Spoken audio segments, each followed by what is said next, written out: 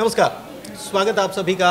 मैं हूं आपके साथ पुनीत। लोकसभा चुनाव के नतीजे जब आए थे तो मध्य प्रदेश से 29 के 29 कमल भेंट किए गए थे और मध्य प्रदेश से सारी सीटें बीजेपी ने जीत ली और उन सीटों में से एक सीट ऐसी भी थी जो कि लगातार पार्टी जीतती हुई आ रही थी। ये सीट सतना की सीट और इसी सतना संसदीय सीट से नुमाइंदगी करते हैं गणेश सिंह जी, जो कि हमारे साथ मौजूद हैं। स्वागत करते हैं गणेश सिंह जी, आपका बहुत बहुत स्वागत है। कैसे हैं? बहुत अच्छा जी।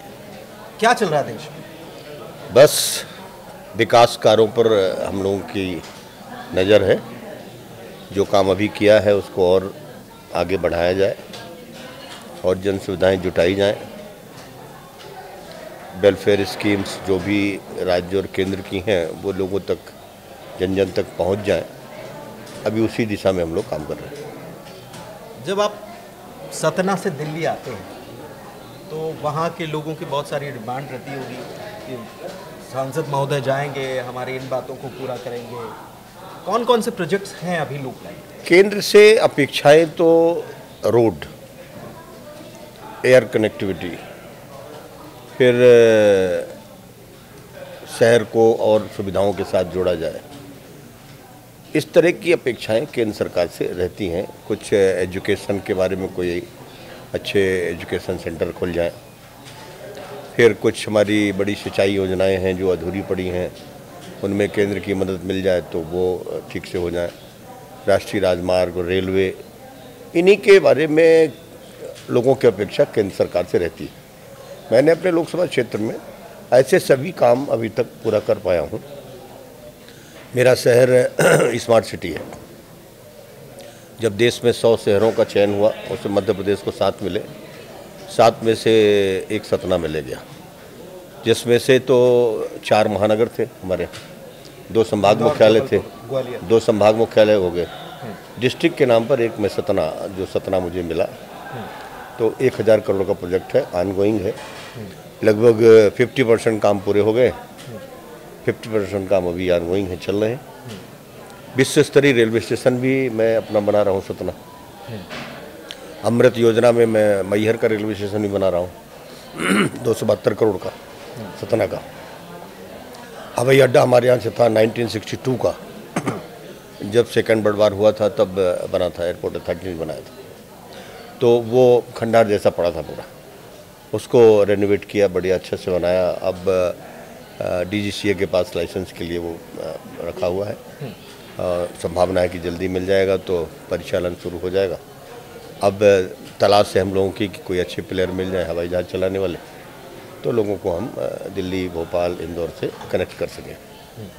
अगला कदम हमारा राष्ट्रीय राजमार्गों का है। तो अभी जो अयोध्या से चित्रकूट का रोड सैंक्शन किया था हमारे प्रधानमंत्री जी ने, उसका एक्सटेंशन हम ले गए थे मैहर तक। तो मैहर से सतना भी हमने बना दिया NHAI का, बहुत अच्छा, रामपथ गमन का। अब सतना से चित्रकूट बना रहे, अभी सेकंड फेज में हमारा वो है। तो उसका पर्यटन केंद्र वहाँ DPR बना। अब वो रामपथ गमन पूरा है। तो रामपथ गमन जैसे लोग अयोध्या जाते हैं तो फिर चित्रकूट आते हैं, चित्रकूट के बाद फिर सीधे मैहर माता जी के दर्शन करने लोग जाते हैं। तो उसको रामपथ गमन का नाम दिया। हमारी स्टेट गवर्नमेंट ने रामपथ गमन के नाम पर एक चिन्हित किया है मार्ग को, और उसको डेवलप कर रहे हैं, उनके तीर्थ स्थलों को डेवलप कर रहे हैं, जन सुविधाओं के साथ जोड़ने का काम कर रहे हैं। 84 कोसी परिक्रमा जो भगवान राम की, वो हमारे ही लोकसभा क्षेत्र में, कामतानाथ जी का परिक्रमा क्षेत्र हमारे चित्रकूट में है। तो उसको भी राम, बनवासी राम लोग बना रहे हैं, और मैहर माता जी को माँ शारदा लोग बना रहे हैं। तो उसका भी एक पूरा DPR तैयार हुआ है, उस पर हम लोग अब धीरे धीरे काम शुरू कर रहे हैं। तो इस तरह से पर्यटन की दृष्टि से भी काम कर रहे हैं। एक हमने व्हाइट टाइगर सफारी बनाई मुकुंदपुर में, और वहाँ पर आज भी आपको टाइगर ऐसे घूमते मिल जाएंगे, और आप पैदल चाहे तो देख लें, चाहे तो गाड़ी से जा करके देख लें, बैटरी गाड़ी वगैरह सब व्यवस्था की है। तो वो एक काफ़ी बड़ा केंद्र बना। उसमें एक अभी नया चिड़ियाघर बनाया हमने, बहुत अच्छा, और बड़ी संख्या में लोग आते हैं उसको देखने के लिए। और सतना की पहचान तो बदल। हाँ, इसी तरह से हमारा जो भारत दर्शन जो सर्किट है उसको हमारा सतना जुड़ा, बौद्ध सर्किट में भी जुड़ा। तो इन सभी सर्किटों से भी उस इलाके को जुड़ा हुआ है ताकि वो ज़्यादा से ज़्यादा डेवलप हो सके। तो पर्यटन की दृष्टि से भी हमने काफ़ी उसको जोड़ा है, धार्मिक दृष्टि से भी हमारे यहाँ काफ़ी अच्छे हैं। चित्रकूट और मैहर हमारी दो ऐसी जगह हैं जहाँ मध्य प्रदेश के सर्वाधिक धार्मिक टूरिस्ट आते हैं आज भी। देखिए, जाहिर तौर पर सतना एक वक्त वो था, जैसे ग्वालियर चंबल का इलाका, अगर मैं गलत नहीं हूं तो सतना रीवा ये इलाका जो था, यहाँ पर भी डकैत सक्रिय थे, बहुत जबरदस्त। और उसके बाद वहाँ पर भी फिरौती, अपहरण कर लेना और तमाम चीज़ें होती थीं। बिहड़ भले ही नहीं था, लेकिन कुछ कुछ वहाँ पर भी ऐसी घटनाएं हमने बहुत हद तक देखी हैं। जंगल था, 70 कोस का जंगल था पूरा। हाँ। और जो त्योथर से लेकर के हमारे इधर कालिंजर तक आता था, वो पूरा 70 कोस का जंगल, जहाँ सिर्फ घनघोर जंगल था, वहाँ सिर्फ डाकू ही बसते थे, कोई और नहीं था। बिल्कुल, डाकू ही बसते थे। भारी आतंक था उनका। वो तो मध्य प्रदेश में जब शिवराज जी मुख्यमंत्री बने तब उन्होंने बीड़ा उठाया, उन्होंने सफाया कर दिया।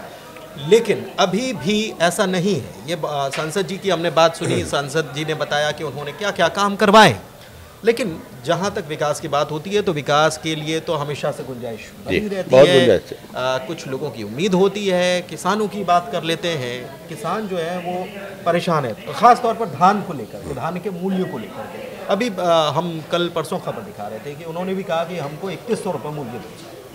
ये बात बिल्कुल, जब से भारतीय जनता पार्टी की सरकार बनी तो खरीदी शुरू हो गई, अन्यथा इसके पहले तो खरीदी होती ही नहीं थी एमएसपी पे।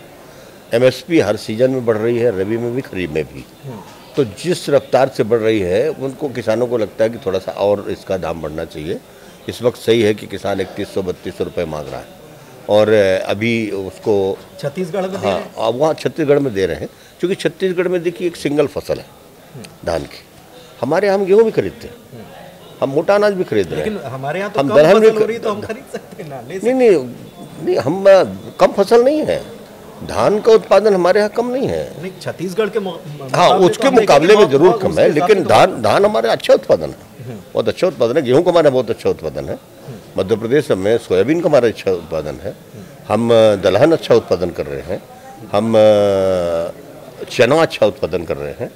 हमारा मोटे अनाज का भी खेती का इस बार बहुत बड़ा क्षेत्र पर बढ़ा है। डिमांड कब पूरी होगी किसानों की? तो वो चल रहा है, वो तो निरंतर चल रहा है। चूँकि देखिए, मध्य प्रदेश एक ऐसा राज्य है, भले भाजपा की सरकार है हमारी, लेकिन हमें तो पूरे देश के हिसाब से काम करना पड़ेगा, पूरे देश के पैमाने में। चूँकि भारत सरकार तो पूरे देश की, और एमएसपी वही तय कर रहे हैं, तो राष्ट्रीय स्तर पर कर रहे हैं। अब वो सही बात है, छत्तीसगढ़ की सरकार बोनस दे रही, तो बोनस हमने भी पहले दिया, लेकिन जब देश के पैमाने पर सोचा गया कि मध्य प्रदेश चूँकि एक विकसित और विकासशील राज्य बन चुका है, तो वो अगर इस तरह से करेगा तो फिर दूसरे राज्यों में स्थिति खराब होगी, तो उसको ध्यान में रखते हुए फिर ये हुआ कि चलो भाई ठीक है, बोनस नहीं देते अपन, लेकिन उनको कहीं ना कहीं कोई और इंसेंटिव देने का प्रयास हम लोग करते हैं। अन्य चीज़ों में, जैसे बिजली में, सिंचाई में हम रिबेट दे रहे हैं, हम फ्री बिजली दे रहे हैं। सिंचाई के लिए हम सिंचाई की बात की, सिंचाई के लिए भी वहाँ पर किसानों को अक्सर हम देखते हैं कि वहाँ पर खासतौर पर बाण सागर को लेकर, हाँ, अब सिंचाई का पानी हम दे रहे हैं, बाण सागर का पानी दे रहे हैं हम, तो सतना, रीवा, सीधी, यहाँ पर तो हम बाण सागर का पानी दे रहे हैं। अभी बरगी हम ला रहे हैं, बरगी का काम बहुत थोड़ा सा बचा हुआ है, 1 किलोमीटर सुरंग हमारी और बची है। तब तक हम नहरों का निर्माण कर रहे हैं, जैसे वो पूरी हो जाती है तो हम बरगी का भी पानी लेंगे। और हमारे छोटे छोटे और भी बांध हमने बनाए हैं, और उन बांधों से भी हम सिंचाई का काम कर रहे हैं। हम कुछ लिफ्ट सिस्टम से, हाँ, उसको भी कर रहे हैं हम। माइक्रो सिंचाई योजना का भी काम हमारे यहाँ काफ़ी, 2 ऐसी परियोजनाएं हमारी अभी ऑनगोइंग हैं जो चल रही हैं, जिससे हम सिंचाई का पानी भी दे रहे हैं। हम अपने यहाँ के किसानों को, हम इतना ही नहीं, हम तो 5 हार्स पावर का मोटर में हम सिर्फ उनसे थोड़ा सा पैसा लेते, हार्स पावर के हिसाब से पैसा लेते हैं। तो एक तो इतनी सस्ती बिजली कहीं और नहीं मिलेगी। मतलब आप कह रहे हैं दूसरा सबका साथ सबका विकास, सब कुछ कर रही है बीजेपी। बिल्कुल, आप भी उसमें पूरी सहभागिता निभा रहे हैं। लेकिन सबका साथ सबका विकास से अभी जो देश में माहौल चल रहा है, कल जो कुछ हुआ, परसों जो कुछ हुआ, देश भर में लोग आंदोलित हुए बांग्लादेश को लेकर, वहाँ जो कुछ चल रहा है हिंदुओं को लेकर, उसी को लेकर धीरेन्द्र शास्त्री जो है वो बयान देते हैं कि हमको सबको साथ में रहना होगा, जात पात की करो विदाई, हम सब हिंदू भाई। नहीं बिल्कुल, कैसे देखते हैं आप इसको? नहीं, अच्छी अपील है उनकी। वाकई में आज हिंदुओं को एकजुट होने के समय है, ज़रूरत है। बांग्लादेश में जो कुछ हो रहा है ये पूरे हिंदू कम्युनिटी को शर्मसार कर रहा है, और बांग्लादेश की सरकार को ये करते हुए थोड़ी भी लज्जा नहीं आ रही कि ये हम कर क्या रहे हैं। अब उनके जो धार्मिक गुरु थे उनको उठा के जेल में डाल दिया आपने, इसके बाद उनकी पैरवी कोर्ट में करने के लिए वकील के उनकी बिल्कुल प्राणघातक हमला हुआ। अब उनकी कोई पैरवी करने वाला नहीं है। तो इस तरह से तो ये मुझे लगता है कि अन्याय हो रहा है। स्वाभाविक है, बांग्लादेश हमारा पड़ोसी देश है, भारत से अच्छे रिश्ते रहे हैं, और तो हम चाहते हैं कि भाई वहाँ उनके अल्पसंख्यकों के साथ अन्याय ना हो। जैसे लोग हमसे अपेक्षा करते हैं वैसे अपेक्षा हमारी भी है कि वहाँ के जो अल्पसंख्यक है वो हिंदू हैं, उनको न्याय मिलना चाहिए। लेकिन लोग तो सड़क पर उतर रहे हैं, मांग कर रहे हैं कि यूएन में मुद्दा उठना चाहिए। ये भी कह रहे हैं कि केंद्र सरकार को कोई ठोस कदम उठाना चाहिए, ये तक कहा जा रहा है। क्योंकि हम इस खबर को लगातार कवर कर रहे हैं, मैं रोक रहा हूँ आपको, और लोग ये कह रहे हैं कि सैन्य एक्शन अगर जरूरत हो तो लेना चाहिए। नहीं, आपके मीडिया चैनल की बहुत अच्छी भूमिका है, और मैं सराहना करता हूँ कि आपने वहाँ का मामला उठाया है और देश भर में वो विषय गया, और इसके लिए आपको धन्यवाद देता हूँ। और केंद्र सरकार से भी यही अपेक्षा सब कोई कर रहा है। केंद्र सरकार ने अपने स्तर पर बांग्लादेश की सरकार से बातचीत किया है और भी बातचीत कर रही है, और मुझे लगता है कि बहुत जल्दी उसका हल निकलेगा। और आज पूर्व राष्ट्रपति जी ने भी वहाँ के बोला है, और तो मुझे लगता है कि अब बांग्लादेश की स्थिति में सुधार आएगा, ऐसा मुझे पूरा उम्मीद है। चलिए, बांग्लादेश की स्थिति में सुधार आएगा। एक बार फिर से उसी बयान की बात कर लेते हैं, जात पात की करो विदाई। जब गणेश जी, जब हम सतना की बात करते हैं तो सबसे ज़्यादा जब आपने समर्थन किया बागेश्वर बाबा के बयान का, खबरें भी सबसे ज़्यादा जाति पाति को लेकर, झगड़ा विवाद, दबंगों की दबंगई, इस प्रकार की घटना सतना से ही क्यों सतना या उसके आसपास के क्षेत्र से क्यों सामने आती है, और इसको फिर हम कैसे दूर करेंगे? ये बात सही है, दुर्भाग्यपूर्ण है कि जातिवाद जिस स्तर तक पहुंच गया है, नहीं आना चाहिए था, और ये पॉलिटिकल कारणों से भी हुआ है। कुछ कारण से हमारा ये विंध्य का जो क्षेत्र था, ये विंध्य के क्षेत्र में जातिवाद नहीं था। बहुजन समाज पार्टी की सरकार आई और उन लोगों ने सबसे पहले जाति की बातचीत उठाई, फिर इसके बाद कांग्रेस के लोगों ने उसको और हवा दिया, और इसलिए वो जातिवाद फैल गया। अब वो जातिवाद सिर्फ पॉलिटिक्स में नहीं रह गया, वो जगह जगह हो गया, पंचायतों के चुनाव में आ गया। उस वजह से कहीं ना कहीं भारी नुकसान हो रहा है, लेकिन हम लोग उसको डाइल्यूट करने में लगे हुए हैं कि सभी समाज के लोग एक साथ मिलकर के रहें, और बहुत कुछ अब ठीक भी हो गया, ऐसा कुछ नहीं है। कुछ ही ऐसे सेक्टर हैं और कुछ ही ऐसी जातियां हैं जो सिर्फ एक तरफा निर्णय करती, बाकी अब धीरे धीरे सब ठीक हो रहा है। और मुझे लगता है कि अब ये जो नया एपिसोड शुरू हुआ कि भाई हम सब हिंदुओं की एकजुट होना होगा, तो ये भी एक संदेश सब जगह जा ही रहा है। अभी अयोध्या में जब भगवान श्री राम का मंदिर बना तो हम लोगों ने एक अभियान चलाया था घर घर दीपक जलाने का, तो मैंने देखा कि सब ने बहुत उत्साह के साथ भगवान राम का स्वागत किया, और अब सब तरह से वो चीज़ें थोड़ा सा कम होती जा रही हैं। और ये सिर्फ जातिवाद देखिए अकेले मेरे क्षेत्र भर में नहीं है, ये आज तो एक ऐसी बीमारी चल पड़ी है। अब जैसे सपोज करिए, अब राहुल गांधी जी बात करते रहते हैं, अब इतिहास अगर उनको अपना पुराना अगर खंगालना चाहिए कि कैसे क्या हुआ था, ओबीसी का जो मामला था। अब ओबीसी को उन्होंने कहा कि भाई इनकी जाति गणना कराओ। जब जाति गणना, मैं तो सांसद था, प्रणब मुखर्जी जी मिनिस्टर थे, और उन्होंने हाउस में बोला था।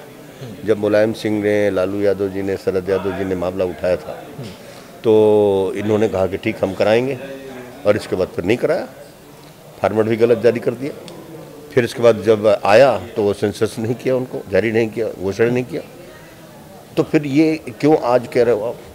फिर आप कहते हो कि उनकी संख्या कम हो रही है। तो मतलब आप कह रहे हैं कि ये आपने खुद राजनीतिक लाभ उठाने के लिए ऐसे मुद्दे उठाते हैं और उठा करके लोगों को उद्वेलित करने का काम कर रहे हैं। लेकिन एक बयान, ये तो खैर पॉलिटिकल आपने बयान दिया, मैंने धीरेन्द्र शास्त्री पर आपकी प्रतिक्रिया मांगी थी। एक चीज़ और, धीरेन्द्र शास्त्री कहते हैं जात पात की विदाई करो, दूसरी तरफ शंकराचार्य जो हैं उनकी तरफ से बयान आता, उन्होंने कहा कि भारत या हिंदू धर्म जो है इसमें जो वर्ण व्यवस्थाएं हैं, अगर इससे आप छेड़छाड़ करेंगे तो फिर भारत भारत नहीं रहेगा। देखिए, वर्ण व्यवस्था तो देश में है, बात तो इसको नकारा नहीं जा सकता, और उसी के आधार पर जातियों को काम बांटा गया, ये भी सही है। लेकिन अब वो समय नहीं है, अब दुनिया बहुत आगे जा चुकी है। अगर उसी हम दक्यानुपीसी स्थिति पर खड़े रहेंगे तो हम पिछड़ जाएंगे। आज सवाल ये है कि भाई आज जो रिक्शा चलाता है, जो खेतों में काम करता है, जो गिट्टी मिट्टी का काम करता है, वो भी आगे आना चाहता है और उसके भी बच्चे पढ़ लिख करके बड़ा अफसर बनना चाहते हैं, बड़ा आदमी बनना चाहते हैं। अगर उनको हम इस तरह से छोड़ देंगे तो फिर तो काम कहानी खत्म। दूसरा, जो पहले था कि भाई जो जिस जाति का काम वही करेगा, अब वो बदल गया। अब आप देखेंगे कि टेलरिंग का काम बड़े बड़े लोग कर रहे हैं, अब कपड़े की धुलाई का काम बड़े बड़े वो लोग कर रहे हैं, सैलून का काम बड़े बड़े ऐसे लोग कर रहे हैं, जो काम पहले जातियों में ही सीमित रह गया था। फर्नीचर का काम कुछ लोगों को सीमित था, अब सब कोई कर रहा है। तीसरे परिवर्तन तो आया है, और ये परिवर्तन ही कारण है कि हमारे देश को आगे ले जाना। अब देश को आगे ले जाना है सबसे बड़ा सवाल ये, तो फिर हमें सबको साथ लेके चलना पड़ेगा। और ये सब चीज़ें ठीक है, हमारे धार्मिक ग्रंथों ने जो हमको ज्ञान दिया है उनका हम अनुसरण करेंगे, लेकिन अपने व्यक्तिगत जीवन में करेंगे, व्यक्तिगत जीवन में उसका पालन करके और अपना आगे बढ़ने का काम करेंगे। मुझे लगता है इस दिशा में सबको चलने की जरूरत है। चलिए ठीक है, एक चीज़ और, एक बयान आया, और देखिए मध्य प्रदेश से चूँकि आप दिल्ली आए हैं, और दिल्ली आए हैं तो वहाँ के लोगों की आस इसीलिए भी है क्योंकि लगातार खबरें आ रही हैं, बोनी का समय हो गया, बोनी का समय हो गया, अब किसान है परेशान। खबर तो आप तक भी पहुँची होगी कि भाई खाद ही नहीं मिल रही है, डीएपी नहीं मिल रहा है, लोग केंद्रों पर लगे हुए 2-2, 3-3 दिन हो गए। मुख्यमंत्री को खुद को कहना पड़ा कि कड़ी कार्रवाई करो, अधिकारियों ने कार्रवाई भी की, एफआईआर भी हो रही है। ये समस्या का समाधान होता क्यों नहीं? हर साल की ये दिक्कत है। किसान, बिल्कुल किसान का ईमानदारी से दर्द मैं पूछ रहा हूँ आपसे। बिल्कुल सही सवाल है आपका, और मैं खुद, ऐसा कोई दिन नहीं है जब अधिकारियों से मैं बात ना करूँ, ऐसा कोई दिन नहीं है जब मेरे यहाँ एक पॉइंट पहुँचा कि नहीं पहुँचा। मैं भोपाल से जानकारी लेता हूँ, किसानों में ठीक से वितरण हो रहा कि नहीं हो रहा। सैकड़ों फ़ोन आते हैं, किसान कहते हैं साहब खाद आ गई है, आपने भिजवाया लेकिन वितरण ठीक नहीं हो रहा, खाद आ गई है लेकिन कोई अधिकारी अभी तक नहीं पहुँचा, वितरण नहीं करा रहा। ये सब शिकायतें हैं।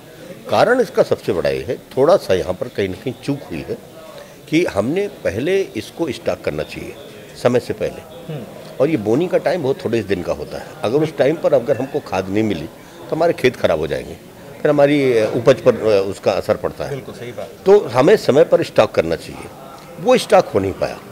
अब वो क्या कारण थे, कहाँ चूक हो गई? दूसरा इस बार कारण के डीएपी का उत्पादन, टोक रहा हूँ, लेकिन केंद्रीय खाद्य राज्य मंत्री वो कह रहे थे कि रशिया और यूक्रेन के बीच जो वॉर चल रहा है और चूंकि वहीं से सप्लाई होती है, लेकिन सर अगर ये रहेगा तो फिर ये तो बहुत टाइम से वॉर चल रहा है ना, तो हमको पहले से स्टॉक करना चाहिए। अगर ये रतलाम में उन्होंने कहा था, मुझे याद है, रतलाम में उन्होंने कहा था उन्होंने, सही बात है। और ये बात सही है कि देखिए हमें तो फर्टिलाइज़र पर अपने आप को डिपेंडेंसी तय करना पड़ेगा कि हम आत्मनिर्भर बने उस पर। और अभी डीएपी का सब्स्टिट्यूट भी दिया, लेकिन किसानों की भी आदत नहीं है उस सब्स्टिट्यूट का उपयोग करने का, तो इसलिए वो थोड़ा सा पीछे हट रहे हैं। उनको आदत में है कि भाई हम डीएपी ही यूज करेंगे, जैसे यूरिया का कोई सब्स्टिट्यूट नहीं आया अभी तक।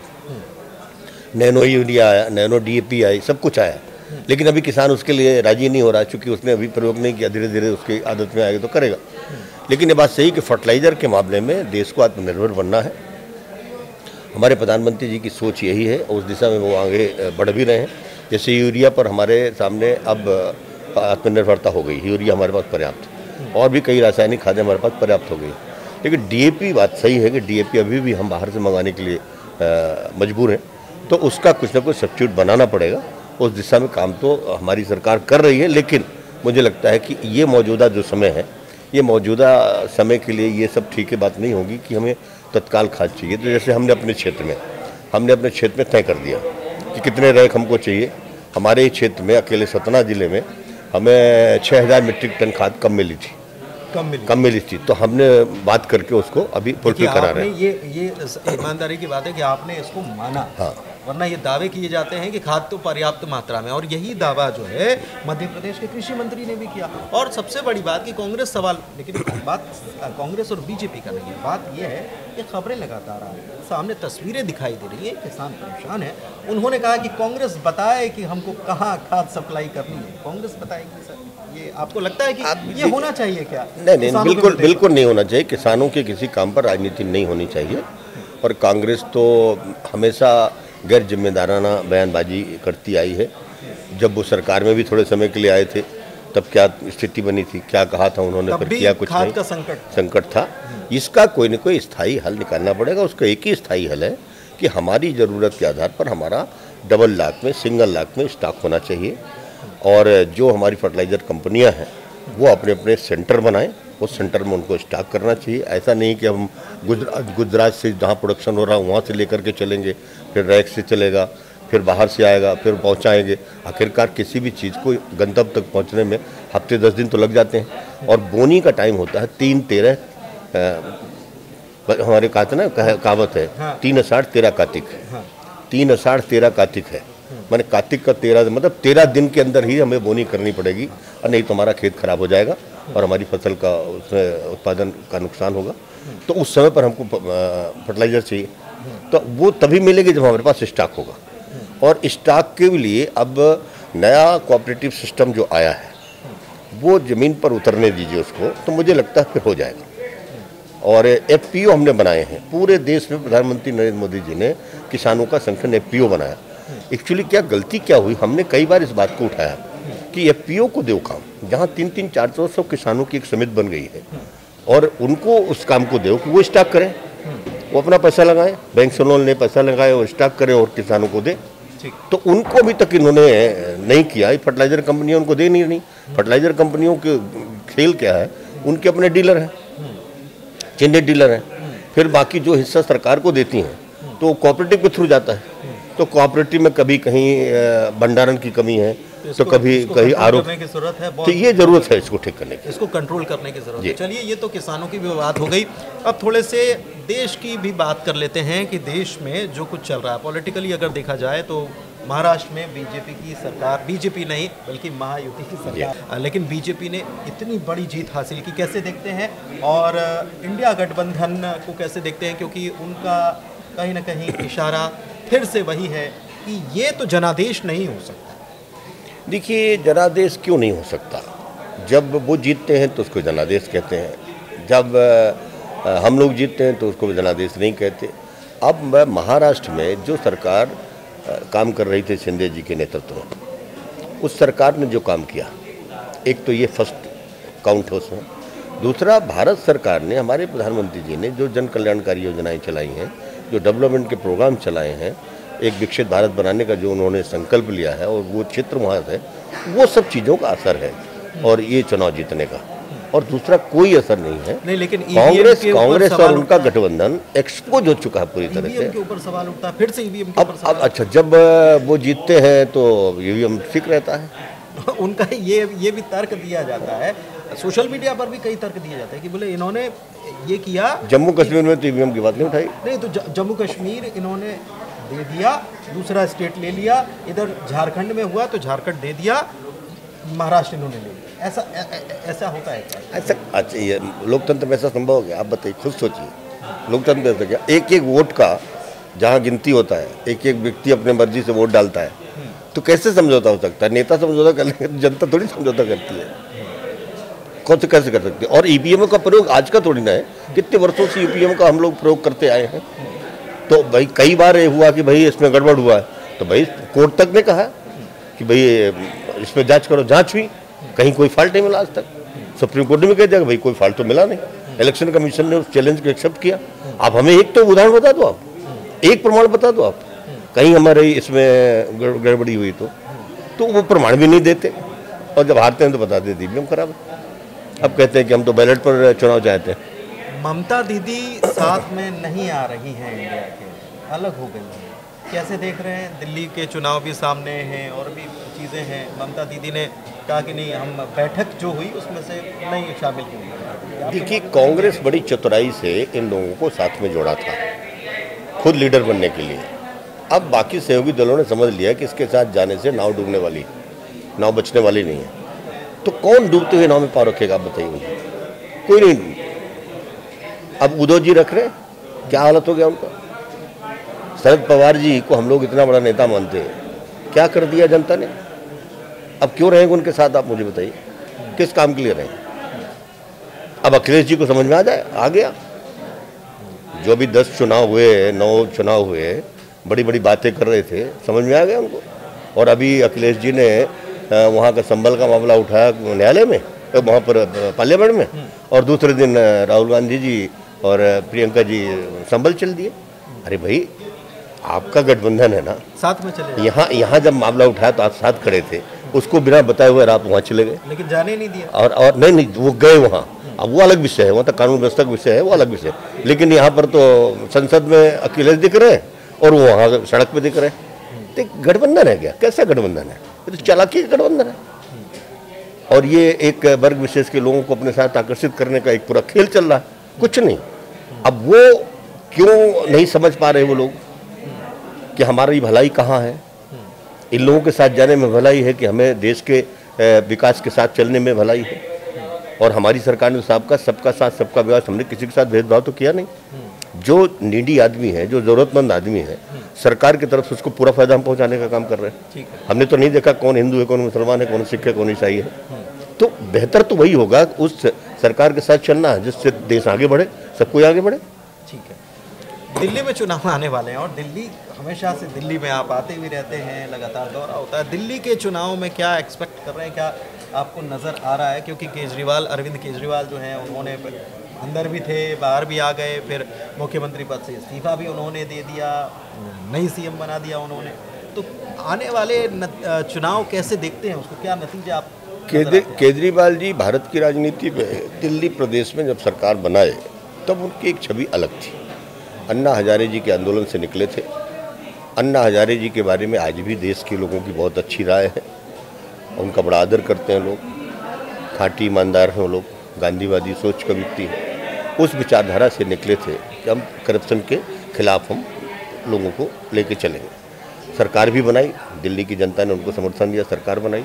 फिर आपने क्या किया, किस तरह से आपने सरकार चलाई, किस तरह से अपना निजी लाभ आपने सिद्ध किया, किस तरह से आपके सरकार के मंत्रियों के ऊपर और आपके ऊपर किस तरह से आरोप आए।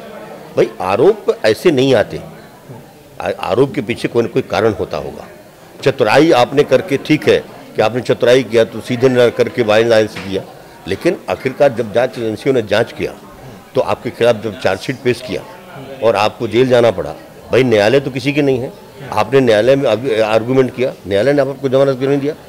6-6 महीने, 7 साल, 1.5 साल तक आपके मंत्री जेल में रह आए। भाई, अगर आप निर्दोष हो तो भाई न्यायालय आपको बेल आउट तो करेगी, अभी निर्णय नहीं करेगी। कौन कौन से रहेंगे आप लोगों के? क्योंकि लेकिन अभी देखिए मेरी बात, अब देखिए कुल मिलाकर के ये एक्सपोज हो चुके हैं।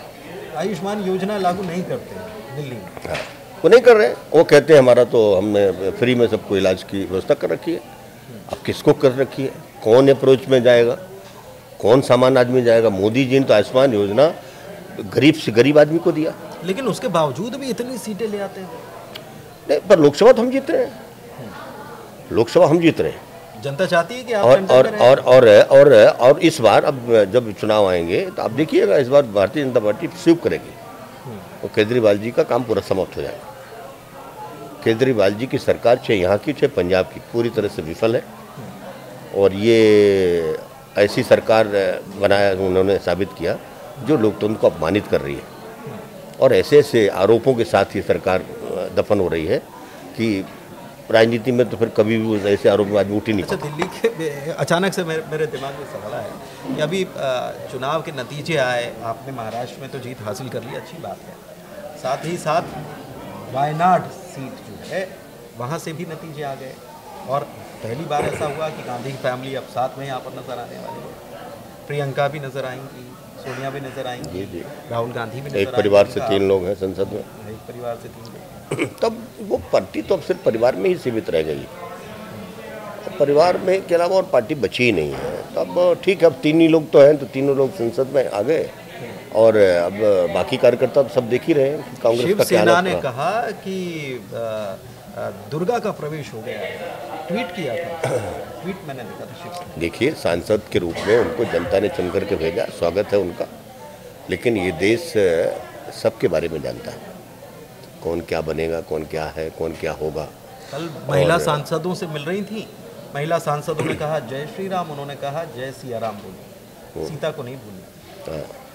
ठीक है, हमारे प्रधानमंत्री जी भी कहते हैं जय सिया राम, अकेले जय श्री राम नहीं, जय सिया राम, जय सिया राम, जय सिया राम।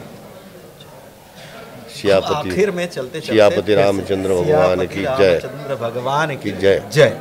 तो चलते चलते एक बार फिर से बिल्कुल शॉर्ट में जान लेते हैं कि अगले 2-3 साल में क्या आपका टारगेट है सतना की? 17 में हम एक ऐसा शहर, एक ऐसा जिला बनाना चाहते हैं जो सर्व सुविधा युक्त हो। जो ऑनगोइंग प्रोजेक्ट है उनको पूरा करते हुए हम फ्यूचर में एक ऐसा प्लान है जो मेट्रो सिटी का स्वरूप बने, मेट्रो सिटी। तो वो कंप्लीट कब होगा? और सुन तो बहुत रहे हैं। हाँ, नहीं, वो शुरू कर रहे हैं, वो धीरे धीरे हमारा काम शुरू है उसमें, तो हम धीरे धीरे हम काम शुरू कर रहे हैं।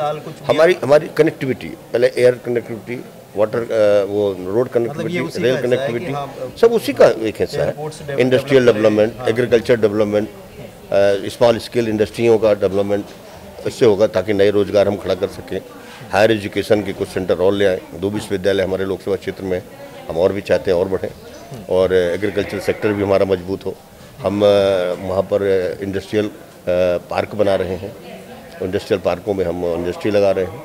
तो हम सभी क्षेत्रों में काम कर रहे हैं और आने वाले समय में हमारी जो ग्रामीण क्षेत्र है वो हम कनेक्टिविटी के मामले में हम काफ़ी बहुत मजबूत हो चुके हैं।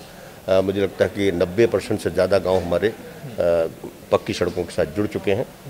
हम घर घर में नल से जल पहुंचाने की तैयारी में, हमारा 2025 जैसे हमारा मार्च बीत जाएगा, हम घर में पानी का दे देंगे, हर घर में नल से जल दे देंगे। बिजली का हमने बहुत बड़ा नेटवर्क खड़ा किया है और हमारे पास बिजली की कोई कमी नहीं, इंफ्रास्ट्रक्चर की कोई कमी नहीं। तो पानी, बिजली, सड़क, स्कूल, अस्पताल, मतलब ये मूलभूत एक हम सुपर स्पेशल हॉस्पिटल बनाने जा रहे हैं, मेडिकल कॉलेज के ये सबसे बड़ा इशू है। हाँ, बनाने जा रहे हैं, सब जबलपुर की तरफ जाते हैं। हाँ, नहीं, सुपर हॉस्पिटल हमारा इस मार्च के बजट में सैंक्शन हो जाएगा। ठीक, तो हम उसको बनाने जा रहे हैं, 700 बेड का बहुत सुपर स्पेशल हॉस्पिटल। ठीक है, हमने जगह सब तलाश कर रखी है। एक और चीज़, प्रधानमंत्री ने सभी सांसदों से अपील की थी कि गाँव गोद लेना। आपके गाँव का जो आपने गोद लिया उसका नाम क्या है और वहाँ की परिस्थितियाँ क्या? हमारे ग्राम का नाम है आदर्श ग्राम अबीर, बड़ा गांव है और लगभग वहाँ सारी फैसिलिटीज़ हमने पहुँचा दी। गांव के लोगों में अवेयरनेस आया है। पहले वो गांव ठीक दिशा में नहीं था, आज एजुकेशन में भी ठीक है। पहले स्थानीय बुराइयों में घिरा हुआ था, आज वो नहीं है, डेवलपमेंट हो रहा है, व्यवसाय बढ़ रहा है और खेती के क्षेत्र में लोग काफ़ी तरक्की कर रहे हैं। सेल्फ एम्प्लॉयमेंट भी लोगों का खड़ा हो रहा है। अब वो गांव वाकई में आदर्श दिशा पर बढ़ चुका है। एक मुझे सेटिस्फेक्शन है कि वहाँ पर जितना भी कोई गरीब परिवार रहता है लगभग सब सरकार की योजनाओं के साथ जुड़ चुके हैं। बहुत अच्छा। और मेडिकल फैसिलिटीज़ भी हमने पहुँचाई है, तो अब वो गाँव बेहतर है।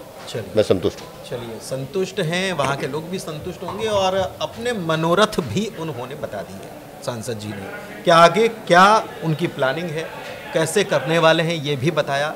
और हम भी यही कहेंगे कि आपके सारे मनोरथ संपूर्ण हो, साकार हों, क्योंकि विकास जो है वो कभी थमता नहीं है, वो लगातार चलता रहता है, उसकी गुंजाइश भी बनी रहती है। तो सतना सांसद से आज हमने मुलाकात की। आपको हमारी ये चर्चा कैसी लगी आप कमेंट के जरिए हमको बता सकते हैं। फिलहाल आज की इस चर्चा में इतना ही। नमस्कार, बहुत बहुत धन्यवाद।